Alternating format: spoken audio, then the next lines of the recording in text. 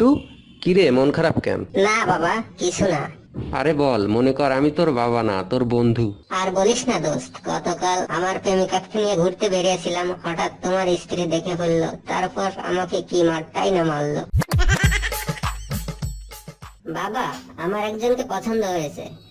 Wow, কে এই সৌভাগ্যবতী? ওর নাম জরিনা, আমাদের পাশের বাসার আবুলের মেয়ে। নো, আমি তোমাকে কিছু বলতে চাই, কিন্তু প্রমিস করো তোমার আম্মুকে বলবে না। ওকে, প্রমিস। আম্মুকে কিছু বলবো না। আসলে জরিনা তো তোর বোন হয়। বাবা, আমি প্রেমে পড়েছি, আর এই মেয়েটা অনেক হট। ওয়াও, এটা তো অনেক বড় খবর। তা কে সে?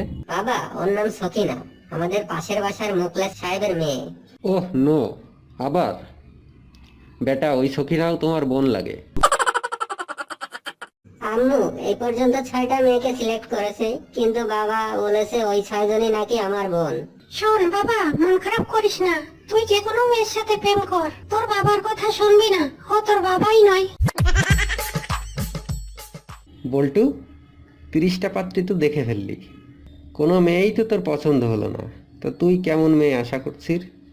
বাবা, আসলে আমি তো পিঙ্ক কালারের মেয়ে খুঁজছি। বাবা, আমি আর স্কুলে যাব না। কেন?